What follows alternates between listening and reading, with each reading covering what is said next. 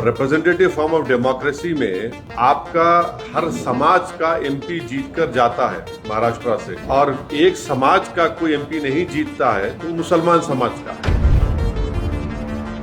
और भारत की पार्लियामेंट में आज पहली मर्तबा ऐसा हुआ है कि अपर कास्ट और backward OBC other backward class का रिप्रेजेंटेशन बराबर हो चुका है भारत की पार्लियामेंट में। और किसी समाज का अगर पॉलिटिकल रिप्रेजेंटेशन सिर्फ 4% है, 14% आबादी भारत में मुसलमानों की है और सिर्फ 4% एमपी जीत कर आ रहे हैं, तो ये आखिर ये मुसलमानों से उनको वोट डालने के लिए क्यों पीछे हट रहे?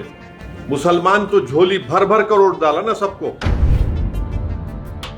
आने वाले वक्त के अंदर पॉलिटिकल सिचुएशन सिनेरियो क्या होने वाला है ये देखने को मिलेगा। हर रोज कुछ ना कुछ महाराष्ट्र के अंदर पॉलिटिकल डेवलपमेंट हो रहा है। कुछ दिन पहले मनोज जरांगे जी ने कहा था कि महाराष्ट्र में मुस्लिम, दलित और बाकी जो पिछड़े वर्ग है उनको साथ लेकर महाराष्ट्र के आने वाले चुनाव वो लड़ने वाले हैं। तो एमआईएम इसके बारे में क्या सोचती है, क्या सोच है मनोज जरांगे जी के इस पर्याय के बारे में, वो इसे चाहते हैं? आप वर्किंग प्रेसिडेंट है, बोल नहीं, देखिए एमआईएम को भले ही आप एक अलग नज़रिए से देखते हैं, लेकिन हम ऐसा कास्ट बेसिस के ऊपर कि ये जाति के लोगों के साथ में मिलकर हम इलेक्शन लड़े। हमारे पास आज के दिन है तो अलग अलग जाति, धर्म और मज़हब के लोग जो है वो एमआईएम के साथ जुड़ रहे हैं। तो जरांगे पाटिल साहब ने जो कहा है आने वाले वक्त के अंदर पॉलिटिकल सिचुएशन सिनेरियो क्या होने वाला है ये देखने को मिलेगा। हर रोज़ कुछ ना कुछ महाराष्ट्र के अंदर पॉलिटिकल डेवलपमेंट हो रहा है। आज जो एक पार्टी के अंदर है वो रात होए तक दूसरी पार्टी में चले जाता है, सुबह होए तक तीसरी पार्टी में चले जाता है। तो अगले कुछ दिनों के अंदर बहुत कुछ बदलाव आने वाला है।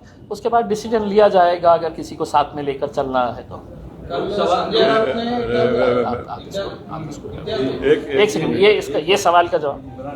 इनका जो सवाल था ऐसा है ना कि मैं हमारे जरांगे साहब की बड़ी इज्जत करता हूं और मैं उनको मुबारकबाद भी देता हूं कि उनके इस आंदोलन की वजह से 8 मराठा एमपीज कामयाब हुए मराठवाड़ा में, और महाराष्ट्र में एक भी मुसलमान एमपी नहीं है। महाराष्ट्र में ओबीसी समाज के एमपी जीत कर आए, मगर एक भी मुसलमान एमपी नहीं जीता। तो ये भारत की जो हमारी जमहूरियत है, हम ये दावा करते कि हमारी जमहूरियत, हमारी लोकशाही जो है वो एक रिप्रेजेंटेटिव फॉर्म ऑफ डेमोक्रेसी है। अब रिप्रेजेंटेटिव फॉर्म ऑफ डेमोक्रेसी में आपका हर समाज का एमपी जीतकर जाता है महाराष्ट्र से, और एक समाज का कोई एमपी नहीं जीतता है तो मुसलमान समाज का है।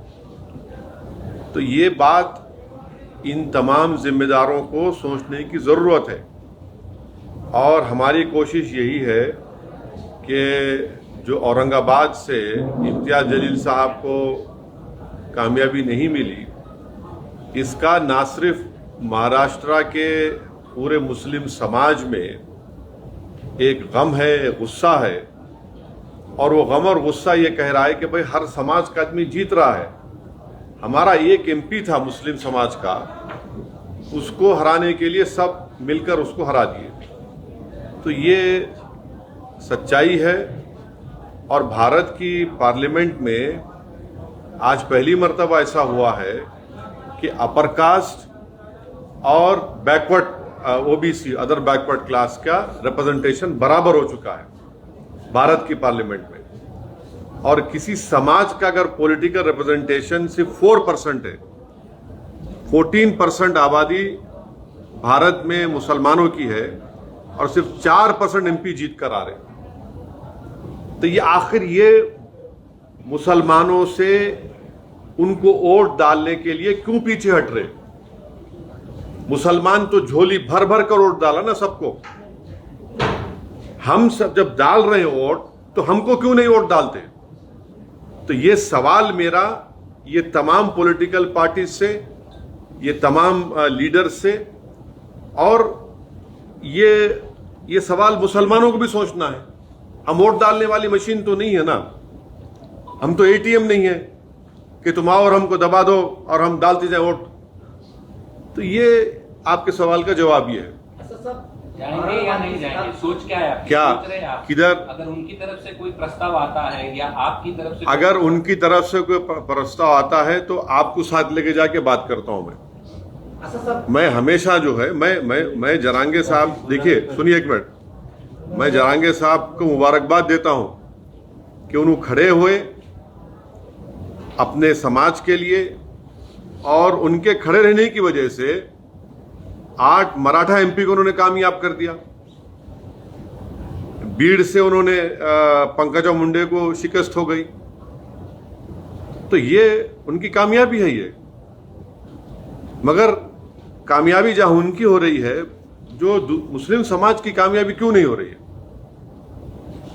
और ऐसा ही हमको लड़ना है मुस्लिम समाज को भी अपने राइट्स के लिए, और इंशाल्लाह हम वो कोशिश कर रहे हैं और करेंगे। दूसरी पार्टियां तो सिर्फ मुस्लिम, दूसरी पार्टीज तो सिर्फ मुस्लिम वोट को लेना चाहती है, कैंडिडेट नहीं दे सकते। तो इम्तियाज साहब ने सही कहा, आज आपके महाराष्ट्र काउंसिल में ना, काउंसिल में तो कोई नहीं है मुसलमान। तो ये महाराष्ट्र के 11% मुसलमानों के लिए एक बहुत ही तकलीफदेह बात है। अगर उनकी तरफ से कोई बातचीत होती है, हम बराबर बात करेंगे।